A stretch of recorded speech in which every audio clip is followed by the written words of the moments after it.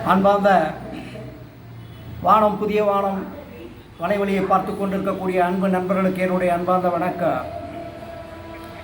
இன்றைக்கு இந்தியா முழுவதும் சாதி கணக்கெடுப்பு நடத்தப்பட வேண்டும் என்ற ஒரு கோரிக்கை வலுப்பெற்றிருக்கின்றது.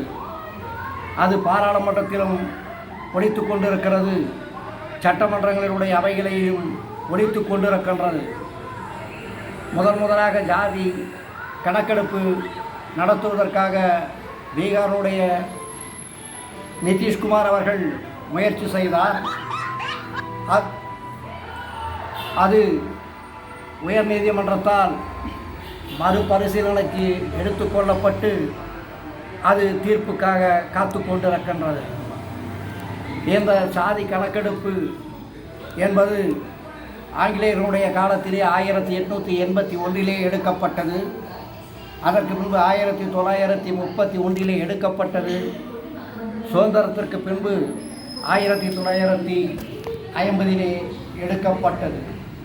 ஆங்கிலேயர்களுடைய காலத்திலே அந்த சாதிகளை பிரித்து கையாள்வது என்பது சாத்தியமில்லை என்ற காரணத்தினாலே இஸ்லாமியர்கள் என்றும் கிறிஸ்துவர்கள் என்றும் ஒட்டுமொத்த சாதிகளை சேர்ந்து இந்துக்கள் என்ற ஒரு அடிப்படையிலே அவர்கள் வகுத்து பிரித்து வைத்து திறமைகளுக்கு முதலிடமும் தனக்கு சாதகமாக இருக்கக்கூடியவர்களுக்கு பதவிகளும் என்று சலுகைகளை வழங்கப்பட்டு அவர்கள் நிர்வகித்து கொண்டிருந்தார்கள்.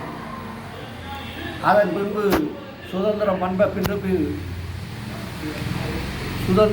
வந்த பின்பு ஒரு கணக்கெடுப்பு நடப்பட்டது. அதிலே சாதி கணக்கெடுப்பு என்பதெல்லாம் கிடையாது, மக்கள் தொகை கணக்கெடுப்பு என்பதுதான். அந்த மக்கள் தொகை கணக்கெடுப்பின் அடிப்படையிலே தான் இன்று வரை நாம் தொடர்ச்சியாக இருந்து கொண்டிருக்கின்றோம். 2011 காங்கிரஸ் பேரியக்கம் ஒரு சர்வே எடுத்தது மக்கள் தொகை கணக்கெடுப்பிலே. அதற்கு பின்பு அந்த பிஜேபியும் அதை பற்றி வெளியே சொல்லவில்லை, காங்கிரஸும் அதை பற்றி சொல்லவில்லை. நீதிமன்றம் உத்தரவிட்டும் அதிலே சில குளறுபடிகள் இருக்கின்றன. பொருளாதார அடிப்படையிலே எடுக்கப்பட்ட சென்சஸா இது அல்லது ஜாதி கணக்கெடுப்பில் எடுக்கப்பட்டதா என்ற பல்வேறு விதமான குழப்ப சூழ்நிலைகளுக்கு நடுவிலே அது நிறுத்தி வைக்கப்பட்டது அல்லது புறக்கணிக்கப்பட்டது அல்லது மக்களுக்கு தெரியாமல் மறைக்கப்பட்டது என்று கூட சொல்லலாம். அது இன்றைக்கு மிகவும் வலுப்பெற்ற இருக்கக்கூடிய எதிர்க்கட்சிகள், காங்கிரசினுடைய இந்திய கூட்டணிகள் நீட் தேர்வையும் குறிப்பாக சாதிவாரி கணக்கெடுப்பும் நடத்தப்பட வேண்டும் என்ற ஒரு மாபெரும் கோரிக்கை வைத்து போராட்ட களத்திலே இறங்கி இருக்கின்றார்கள். இங்கே சாதி கணக்கெடுப்பு எடுக்க வேண்டும் என்று சொன்னால் 3-5 நாட்களிலே எடுத்துவிட முடியும். ஒவ்வொரு பஞ்சாயத்து வார்டனுடைய கவுன்சிலர்களை வைத்துக்கொண்டு அரசு ஊழியர்களை வைத்துக்கொண்டு சர்வே எடுக்கப்பட்டால் நிச்சயமாக மக்கள் தொகை கணக்கெடுப்பும் சாதிவாரியான கணக்கெடுப்பும் விரைவில் எடுத்து முடிந்துவிடும். ஆனால் அது வெளியே வருமா என்ற கேள்வி நிச்சயம் உண்டு. ஏனென்று சொன்னால் இதிலே சில குளறுபடிகளும் நமக்கு கிடைக்கின்றது. சாதி தீண்டாமை ஒழிப்பு, சமூக நீதி என்ற கோட்பாடுகளின் அடிப்படையில் கலப்பு திருமணங்களுக்கு நாம் முதலிடம் கொடுத்து வைத்து அதற்கு ஊக்கப்பரிசுகளும் ஊக்கத்தொகைகளும் திராவிட கழகத்தினுடைய ஆட்சி காலங்களிலே இருந்து இன்று வரையும் அது தொடர்ந்து கொண்டு இருக்கிறது. இதே வழிமுறையை பல மாநிலங்களிலும் கலப்பு திருமணத்தை ஊக்கப்படுத்தி கொண்டு அங்கே அவர்களுக்கு சிறப்பான சலுகைகளை கொடுக்கப்பட்டு உயர்த்தப்பட்டிருக்கின்றார்கள் என்பது மறுக்க முடியாத ஒரு உண்மைதான். இன்றைக்கு சாதாரணமாக ஒரு குறிப்பிட்ட சாதியை எடுத்துக்கொண்டு இருப்பமையானால் அந்த சாதியிலே இன்றைக்கு 60% அந்த ஜாதி முழுமையான கணக்கெடுப்புக்கு வரும். அதிலே இருந்து பிரிந்து போன காதலித்தவர்கள் திருமணம் செய்து கொண்டது சுமார் 40% என்ற ஒரு கணக்கீடு நாம் நிச்சயமாக எடுத்துக்கொள்ள முடியும். அந்த கலப்பு திருமணம் செய்து கொண்ட தம்பதிகள் ஆண்வழி ஜாதியாக இருப்பார்களா அந்த கலப்பு திருமணம் செய்து கொண்டவர்களில் ஆண்களும் பெண்களும் வேறு வேறு சாதியாகத்தான் இருப்பார்கள். அப்படி இருக்க பெண் ஜாதியை நாம் குறிப்பிட்டு கணக்கில் எடுப்பதுதான் ஆண் ஜாதியைச் சேர்ந்தவர் என்று குறிப்பு கணக்கில் எடுக்கப்படுவதா ஜாதி அடிப்படையில்.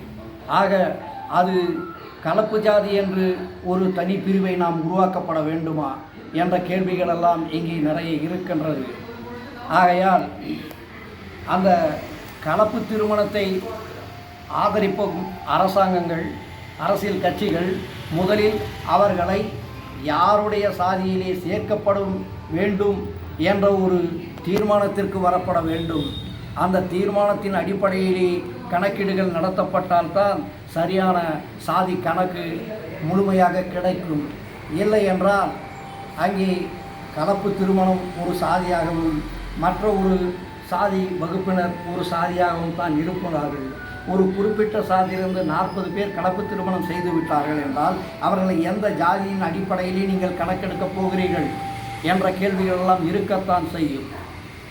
இது இப்படியே தொடர்ந்து கொண்டு போனால் நிச்சயமாக ஜாதி கணக்கெடுப்பு என்பது இது ஒரு அரசியல் நாடகமாகத்தான் நாம் கருதி கொண்டிருக்க முடியுமே தவிர நிச்சயமாக இவர்கள் ஒரு சமூக நீதி அக்கறையோடு அவர்களை முன்னேற்ற வேண்டும் என்ற ஒரு அம்பேத்கருடைய திட்டத்தின் கீழே நடத்தப்படுகின்ற ஒரு சாதி கணக்கெடுப்பாக இருக்குமா என்று சொன்னால் இருக்காது என்று நாம் சொல்லிவிட முடியும். அப்படி ஒரு கணக்கெடுப்பு நடத்தப்பட்டு விட்டால் அது முடிந்தால் மாநிலத்திலே ஜாதிகளுடைய கூட்டாட்சித்தான் இருக்கும், சுயாட்சி இருக்காது. மத்தியிலே மதங்களின் கூட்டாட்சித்தான் இருக்கும், ஜனநாயக ஆட்சி இருக்காது என்பது மட்டும் நாம் தெளிவுபடுத்தி கொள்ள வேண்டும். ஏனென்றால் இந்தியாவிலே மத சார்பற்ற நாடு என்று வைத்து கொண்டிருக்கின்றோம்.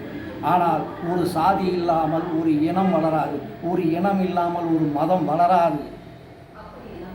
அப்படி இருக்கின்ற போது மதங்கள் இங்கே இல்லை, ஆனால் சாதிகள் இருக்கின்றன. அந்த சாதிகள் முன்னேற்றத்திற்கான பொருளாதாரம் முதல் கொண்டு அனைத்து சலுகைகளும், வேலைவாய்ப்பு முதல் கொண்டு, கல்வித்துறை முதல் கொண்டு, அரசியலில் அவர்கள் நின்ற இடத்தை தவிர மற்றவர்கள் யாரும் நிற்கக்கூடாது என்ற அளவிற்கு ஜாதியினுடைய வலு அதிகமாக இருக்கின்ற சூழ்நிலையில் நாம் இங்கே இடஒதுக்கீடுகளை ஒதுக்கிட்டு கொண்டிருக்கின்றோம்.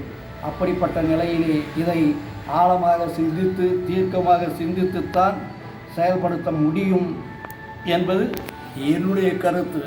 பொது கருத்து. அவரவர்களுடைய கட்சியினர் முடிவெடுத்து செயல்பட வேண்டியது, அரசாங்கம் செயல்பட வேண்டியது, நீதிமன்றங்கள் சிந்தித்து செயல்பட வேண்டிய அவசியங்கள் இதில் இருக்கின்றது என்பதை நான் தெளிவுபடுத்துகிறேன்.